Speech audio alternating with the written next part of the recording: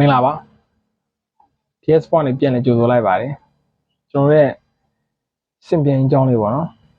လိုဝဲချက်များစွာနဲ့ညတော့PSGအသင်းကိုဝန်စည်းဆိုရရလက်နဲ့ရှုံးနေခဲ့ရပေါ့နော်ပြောရတော့အများကြီးပဲဗျာရစပြောမှာဆိုတော့ကျွန်တော်လူစင်းရနေတော့စပြောလိုက်ကြအောင်နော်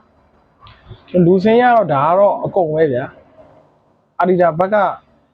မိုင်ကုန်ပဲရွေးစရာ option လည်းမရှိဘူးဗျာဘာလို့လဲဆိုတော့ပါတီကနာဝိုင်ဗျာပါဂျော်ဂျွန်လည်းနာဝိုင်နာနေရထားတယ်ထားပါဂျော်ဂျွန်ကဟိုဖလာပွဲလောက်ပဲဖလာအသင်းငယ်လေးတွင်းမှာပဲဆော့ထဲ့ဆော့ဆိုတော့ပါတီနာဝိုင်ဗျာပါတီနာဝါတော့နံပါတ်7ရူးနေရာမှာကျွန်တော်ဒီကလန်ရိုက်ကစင်းကစားရတယ်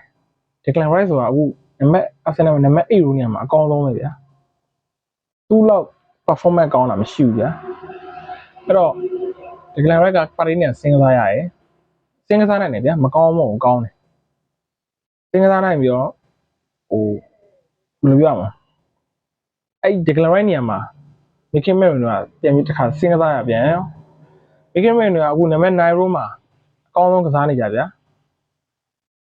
အခုဒီကလန်ရိုက်နေရာနံပါတ်8ရိုးမှာစင်းကစားရတော့ performance ကနံပါတ်9ရိုးမှာကစားနေရလောက် performance ကျသွားပြန်ရောအဲ့လိုဖြစ်တာဗျာအခုမခင်မင်းနနံပါတ်9ရိုးမှာကျွန်တော်60ဝင်လာဗျာကျွန်တော်စူပါဆက်ကပထမပိုင်းလိုင်းရတဲ့အထောက်လိုက်စုံကစားနေရဆိုတော့စင်မပြေဘူးဗျာသူ performance တွေကဟိုနည်းနည်းရောကြွားဗျာ 100% မှာဆိုရင်ကျွန်တော်75% မဟုတ်တော့မှ60လောက်ကျသွားဗျာမခင်မင်းတို့ဆို60လောက်ကျသွားဗျာဒီဝေးပြောင်းသွားတော့ impact တွေကတိတ်မရှိတော့ပါဗောဗျာအဲ့တော့အာဒီတာဘက်ကလည်းရွေးစရာ option အကုန်ပဲဗျာနောက်ထည့်စရာဆိုမိနစ်90မှာဝင်တဲ့1 way တကောင်ပဲရှိရဗျာဒါမိုင်းကုန်ပဲဟိုပြောစရာအာဒီတာဘက်ကိုပြောစရာလိုတာမိနစ်80မှာလောက်1 way မထည့်ဘဲနဲ့ ODK ကိုမထုတ်ဘဲနဲ့1 way ထည့်ရမှာဗျာနောက်ကျသွားရပါတော့ဒီစားလေးမိနစ်90မှာထည့်တော့ဘာမှမလုပ်ရတော့ဗျာဒါအာဒီတာဘက်ကအားနည်းချက်တစ်ခုပေါ့နော်ကျွန်တော်နီးပြပိုင်းနဲ့ကျွန်တော်လူစင်းရပေါ့ပြီးတော့ကျွန်တော်နီးပြပါပိုင်းနဲ့ခြေစွမ်းပေါင်းတစ်ချက်သွားကြည့်မယ်ဆိုရင်တော့ကျွန်တော်ရဲ့ကွင်းလေကပါတီမပါခြင်းကတော်တော်အားနေရဗျာဒီကလန်ရိုက်တယောက်တည်းနဲ့တော့ PSG ကွင်းလေတော့နဲ့ရှင်းရလို့ဖြစ်နေတာဗျာကျွန်တော်ရဲ့စပင်သက်ကိုတော့ဗောနော်စပင်သက်ကိုတော့ကပတိန်ကပတိန်မာတင်အိုဒီကက်ကပျောက်ရှင်းလာပြောင်းနေဗျာညပွဲမှာလူပျောက်ကြောင်ကြတော့ထဲ့ထားအောင်ပေါက်နေဗျာဝေါမခင်မင်းတွေကလည်း performance ကျသွားသလိုဗျာဒီစပင်သက်ကိုတော့ကလည်းဘာဆိုဘာမှမလုပ်နိုင်အောင်ဗျာသူစီက chance creation တွေတော့ final pass တွေညှော်လင်းတာပေါ့ဗျာပွဲမစခင်က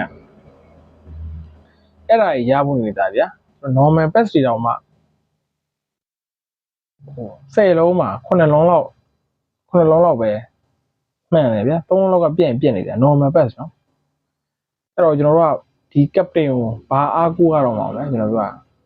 ဒီလိုပွဲမျိုးမှာသူ့ရှီကကျွန်တော် performance မရလို့ရှိရင်ကျွန်တော်ဘေးပွဲကိုသူ့အားကိုးရတော့မှာဒီလိုအသင်းရေးကြီးတဲ့အချိန်မှာအားကိုးလို့မရရင်ကျွန်တော်တို့ဘေးရှင်အားကိုးရမှာနိုင်နေရှင်လားကိုပြက်တဲ့အချိန်လားကိုပြက်နေတဲ့အချိန်ကျမှမျော်လင့်ရမှာလားညဆိုးရဗျာအဲ့တော့ဒက်ကလာရိုက်တယောက်တည်းနဲ့ကွင်းPSGကွင်းလက်3ယောက်ကိုပစ်တင်ဟာဂျောင်းနီဘက်ကျွန်တော်ဖေဘီယန်ရူးစ်တော့ကိုဘလို့မှရှင်းလို့မရတော့ဗျာဒက်ကလာရိုက်တယောက်တည်း fight နေရတယ်လို့ဖြစ်နေတယ်အဲ့တော့ကျွန်တော်ကွင်းလယ်နဲ့တိုက်စစ်က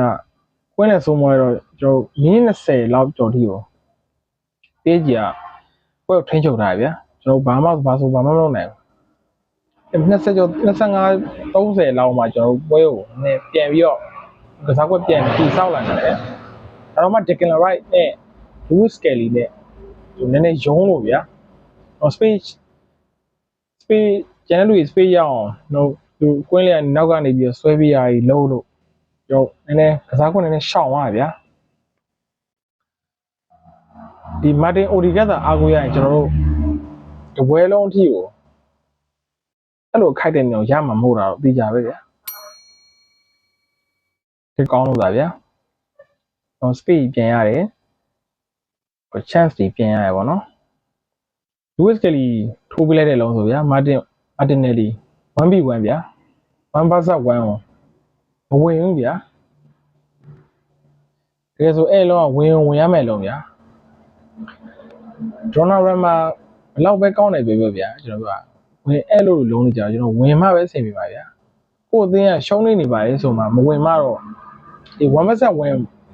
င်မှတော့ဗျာဘာလို့တော့မအောင်လဲဗျာဒီစပင်သက်ကိုတော်နဲ့ဒီအခုပေါ့1 vs 1ဝင်နဲ့ဘရာဇီးသားဖျားစုဘရာဇီးသားလေးအကြောင်းလေးထည့်ပြောအောင်မယ်ဗျာထုံးစံနိုင်ပါတော့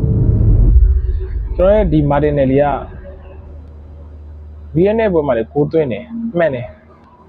ပဲလီနဲ့ပွဲမှာလည်းကိုရခဲ့ဗျာဒါပေမဲ့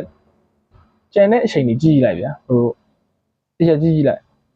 ညံ့တာအများတယ်ဗျာပေးရမယ့် pass တွေဆိုရင်မပေးဘူးသူပေးလိုက်လို့ရှိရင်ပိတ်မဲ့လူရအဆင်သင့်ဖြစ်နေပြီဗျာမဟုတ်ရင်တော့မှခွင့်ရတော့မှာဗျာအဲ့လိုလုံးနေလည်းမပေးဘူးပြီးရင်ခေါင်းငုံပြီးပြေးဒါပဲဟုတ်ပါအဲ့တော့ဆင်ကလုံးလုံးတော့မပြေတော့ဘူးဗျာဒီဘရာဇီးသားလေးပေါ့နော်ဖျားစုဘရာဇီးသားနဲ့အုံနောက်ကလည်းမသုံးဗျာစကေးကလည်းမရှိကျွန်တော်ဒီဖလားတွေရဖို့ရေးဆိုရင်တော့ကျွန်တော်ဒီသူ့တဲ့ quality မြင့်တဲ့ဝင်ကဥပမာနီကိုဝီလီယံပေါ့ဗျာတော်တော်စရာတော့နီကိုဝီလီယံလိုက်နေတာဆိုတော့နီကိုဝီလီယံလောက်လာမှပဲကျွန်တော်အဆင်ပြေမှာဗျာမဟုတ်ရင်တော့ကျွန်တော်ရဲ့ဒီဖလားအိမ်မက်တွေကပြမယ်လို့ဆိုလေဒုတိယလူဖြစ်တော့3နှစ်ဆက်ဖြစ်သွားပြီဗျာဒီစကွက်ကြောင့်ပဲဒါပြောရမှာပဲအတင်းကလူနာလို့ဆိုတာတော့နာကြရဗျာအတင်းကလူနာပဲလူမနာတဲ့အတင်းကမရှိဘူးဗျာတန်ရတာဟိုကြံတဲ့လူရလဲ quality ကောင်းပါဗျာသူကတော့နာမှာပဲဒီလူရမဖြစ်ရလဲပါတာပေါ့နော်လူရလဲဖြည့်မှရမှာတော့ဒီ Martinelli နဲ့ဆိုတော့စပင်သက်ကိုတော့ရှေ့ဆုံးကြနေရင်တော့ဟိုဖလားအိမ်မက်ကဝေးဖို့များတယ်ဗျာရှာခိုင်တော့သူတို့နှစ်ယောက်လည်းပြန်ဆင်ပြေရင်လည်းပြေမှအဲ့လိုမှမဟုတ်ဆိုရင်လည်းကျွန်တော်တို့ရုံးနေကြဆာကာတို့ Rice တို့ Power Ranger လို့ရုံးမှာပဲရတော့မှာဗျာဖလားရမဲ့ကန်ပါမှာပဲရမယ်လို့ပဲကျွန်တော်တို့တွေးထားရတော့မယ်ဗျာညအပွဲကိုကြည့်ပြတကယ်သူတို့နှစ်ယောက်ကိုကြည့်ပြကျွန်တော်တော်စိတ်ကြကြပါဗျာဟိုပြည့်ကြည့်တင်းနဲ့ကောင်းပါတယ်မကောင်းဘူးကောင်းလို့လဲကျွန်တော်တို့ကစားဝက်အတာနဲ့ကစားသွားနိုင်တာပေါ့နော်ဒါပေမဲ့ကျွန်တော်လည်းဟိုကျွန်တော်တို့ဟိုကညံ့တာလည်းပါတယ်ဗျာအဲ့ဒါကိုကျွန်တော်လက်မခံတာပြည့်ကြည့်လည်းကောင်းတယ်မကောင်းဘူးတော်တော်ကောင်းတယ်ဗျာဒါပေမဲ့ဟိုအတင်းကညံ့ဖြင်းနေရပြည့်ကြည့်တင်းကိုလည်းနည်းစိတ်သက်သာရ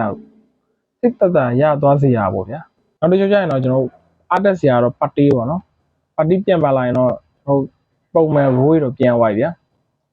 ပါတီပြန်ပါမယ်ဒီကံကနံပါတ်8ကိုပြန်ရမယ်မိခင်မေတွေကထောင်တိုက်စစ်မှုပြန်ရောက်မယ်ပေါ့နော်